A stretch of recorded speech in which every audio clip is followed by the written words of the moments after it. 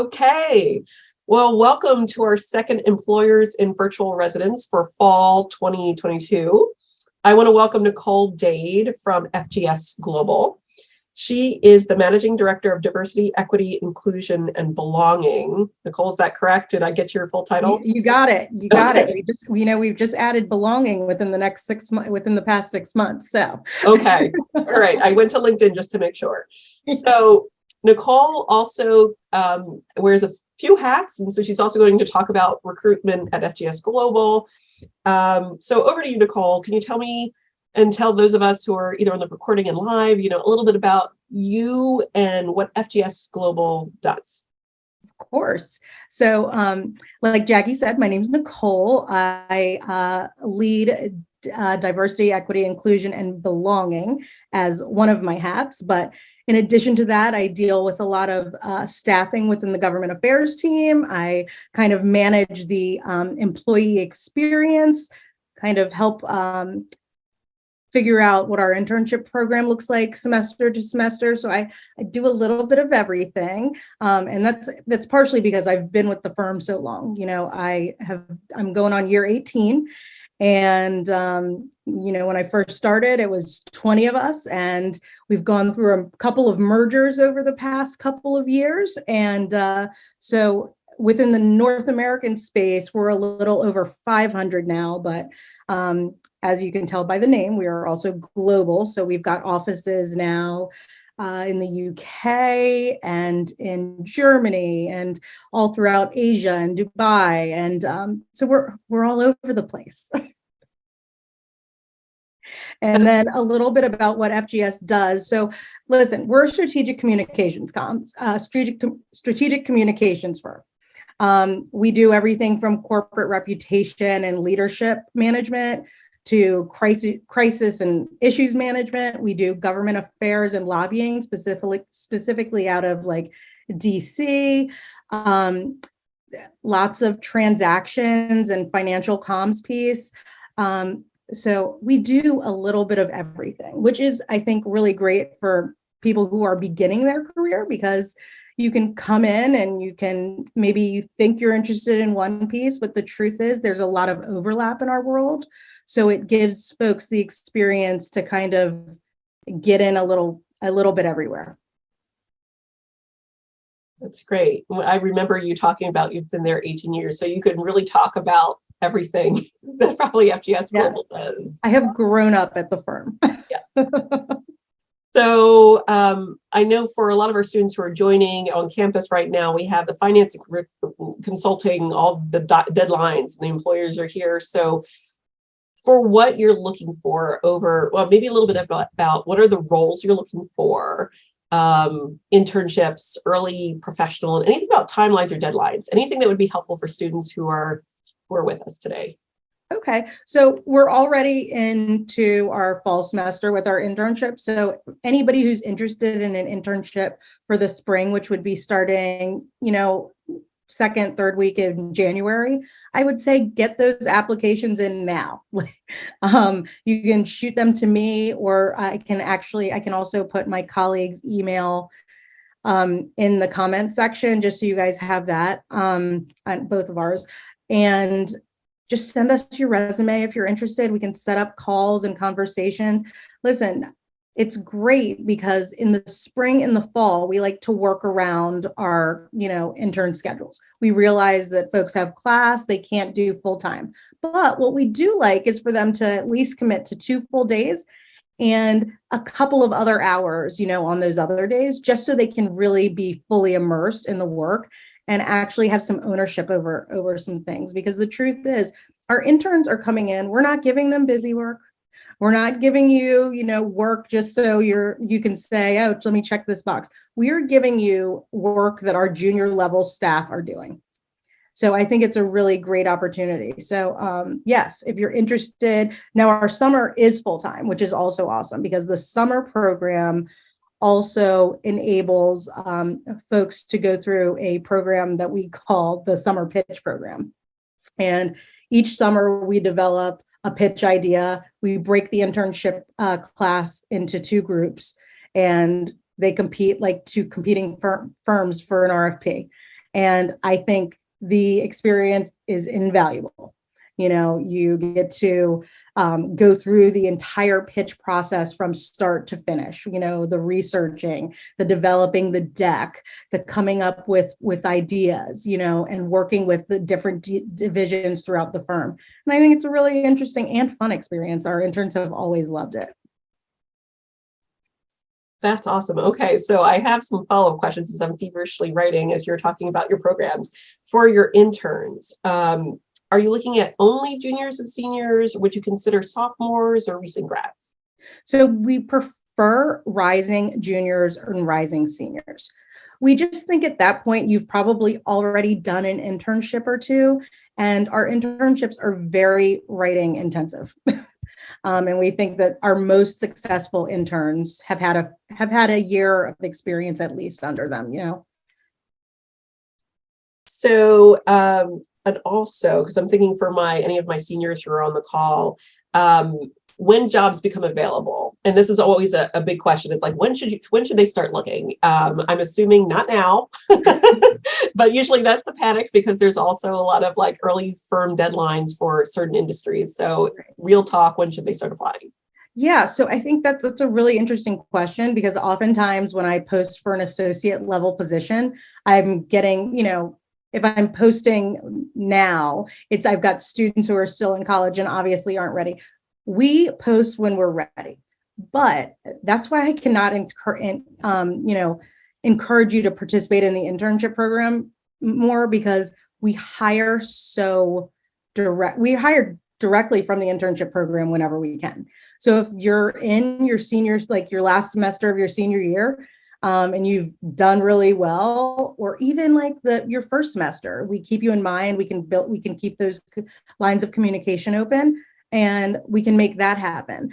But I would say this: if you don't end up interning with us, and you are interested in a firm like ours, I think you have to keep an eye on like the LinkedIn page. So if you're graduating, in May, and I would start checking in like April, because the truth is we can give a little wiggle room, like a month or two, but we can't give like 6 months wiggle room. We're usually aiming to hire pretty immediately.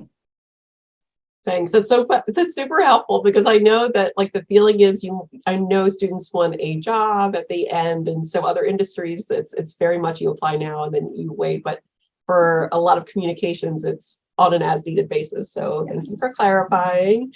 The other thing you had mentioned too is that you're global now. So do you have internships that are international? Do you look for those? Is it up to the specific offices in those countries? What would you advise students that either are on the call or watching the recording who are either international students or interested in international opportunities? I would tell them to make sure that they're connecting directly with the regional offices, abroad, because each of us are handling them completely differently. The programs are different, the requirements are different. But North America, like, for example, even in North America, it's really different. DC is the only office that does internships year round. But New York and a few of our other like satellite offices will only do the summer. Got you. Okay. Yeah. So we got a question through, and this is from a graduate student, so a little bit more experience. And what about senior associate or junior management positions? What does that look like? How often are you hiring now, or anything you could speak of that would be helpful for our graduate students who might be on the call? So specifically like the senior associate positions, those are, generally like 2 to 4 years of experience. So even as a graduate student, you might, depending on, are you working while you're in graduate school? What is your level of experience? And I think it's really a case by case basis because there are some folks that have been in grad schools. Also, I should probably mention this. Our associate program, which we just implemented over the past year or so, is a 2-year program. So generally, it's like if somebody has graduated from college, they come in as an associate. At year one, they get a bump in salary. At year two, they get promoted to senior associate. But if we were talking to a candidate perhaps who was in graduate school and was about to graduate, we might kind of reevaluate where they fell within that associate program. So maybe they'd start at the associate second year, unless, of course, they've also had some additional work experience, which would align them more with a senior associate position. And I think the only difference with the senior associate position is the amount of experience, of professional experience. It's what have you been working on? Who are your networks with? Can you utilize them in your role? All of these come into play. So we just got another question through, and it was one that I was going to ask anyway, but thank you to John for kind of like spurring it on, is that what are things that stand out about an intern's application? And so like I'm thinking like maybe we could talk about that, but also I was also thinking about like maybe skills you're looking for. Yeah. So I realized that might be more, it could be tough to talk generally because maybe people are looking more specifically depending on the role, but so maybe a little bit about what stands out about an application, or there's certain skills that you're looking for broadly. Okay. Well, I'm going to talk more so about DC right now, if that's okay with you guys. So let me also mention this. So our largest teams within the DC office are our Stratcoms and our government affairs. Okay. So most of our interns fall within those teams. Okay. But additionally, we also have a research and analytics team. We have creative services. And so we sometimes will bring in a intern specifically for one of those teams. So it's really about experience and interest. Like, what have you been doing up until this point? Hopefully you've interned, the summer of your freshman year. Did you intern in the summer after your sophomore year or during the semester at all? What were you doing? Were you working on the Hill? Were you working at another comms firm? Were you working in-house somewhere? What were you doing? We ideally want to see that you have taken some initiative to work in a field that is relevant to ours. And when I say relevant, it's funny. It doesn't have to be exactly a comms firm or something, but it's, hey, is it public policy somewhere? What issues are you working on? Have you been working somewhere and it's like, health issues? Have you been working on issues related to energy and sustainability? I mean, there are so many different areas that we work in that we would find assets for any intern that would come on board. We've got financial services, international affairs. So there are all of these. It sounds specific, but it's actually very broad because, as you know, DC is got so much going on, and we've got a lot going on in our office, whether it's the specific policy issues or the general teamwork that we do. So I would say that. Okay, thanks, Nicole. We got another question through from about international students. Generally, what are your thoughts? Are you open to OTP STEM candidates? And I imagine the answer might change if it's an internship fellowship position or just a hiring position. Right. It's a case by case basis, because it's what does the student have that enables them to work in the States? What would be the requirements of us? So it really varies. Great. Thanks.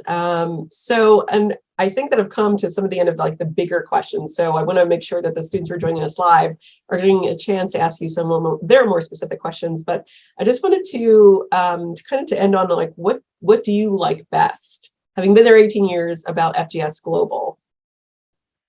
I've always said this. It's the people. Yeah. I mean, I know that sounds like so basic, but I mean, it's different now because most of us are working from home the majority of the time. I'm only in the office once to twice a week. But when you are working with people who are kind and brilliant and dynamic and team players, it makes work easy. You know what I mean? And I find that, listen, like I said, I have grown up at the firm. I had a couple other jobs that I did before that, not for obviously as long, much shorter stints, but even in those experiences, I have never worked anywhere where I felt like I had to, I don't feel like I have to watch my back. Really, because I find oftentimes, and I hear this from friends and colleagues, who have worked elsewhere, it's like people are just sometimes, and that's what I'm saying. It's not at the firm, but sometimes people just feel like they will make other people look bad in order to make themselves look better. And that is not the type of place I ever want to be, personally. I work with people who we work together to make sure we make each other look good, to make sure we make the firm look good. And it is not a competitive space. If that's the kind of atmosphere, and listen, I get it. A lot of people thrive on that type of atmosphere. And if so, this is probably not for you, because that's not how we operate with one another. We are working together, we are communicating, hey, I can't cover this right now. Can you take this for me? Oh my gosh, of course. It is just a great social dynamic. So that's the first piece. And I would say the most important. But the other thing I say, and the reason that I've been there for 18 years is this: am I continuing to grow? Am I continuing to learn? When I started, I was 22, and I might have been 21, 22, and I was the receptionist. I was the receptionist for a firm of 20 people. We didn't even have the government affairs team at that point. So it's like, okay, I did that for a year and a half. And then I came over and I was, essentially an executive assistant to the head of government affairs. And there I learned a whole nother set of skill sets. And then I really became more of the chief of staff on the government affairs team. And that has continued to evolve. My role has continued to evolve. And I have been able to create and navigate my own path, which is not an opportunity that I think most people get to experience. And that's why I love this place. Well, thank you, Nicole. As I'm ending the recorded version, is there anything that I didn't ask that you want to make sure that students know? Anything that remains? Listen, I just want to say, we're, as I rave about the people, I think one of the things that we value so much about our people is that we like to have folks speak up, folks with different experiences, because those type of varied ideas lead to our success as a firm. And it leads to individual successes, but it also leads to grand successes for the firm. It's great. And, I realized as I'm ending, there is one last one is your spring internships. And we were gracious enough to be like, just send it to me, send your applications. But do you have an official open time? Are the spring internships live on your website? So we actually haven't been posting on the website. We've been typically using, oh my gosh, why am I drawing a blank? What is it called?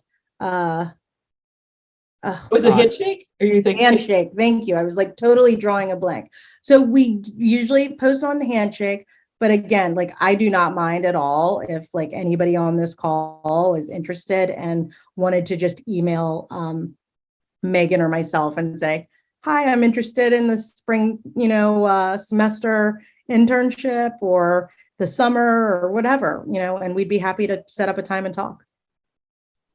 Thank you so much, Nicole. And that's the benefit when you're joining live, is that you get a chance to get that information.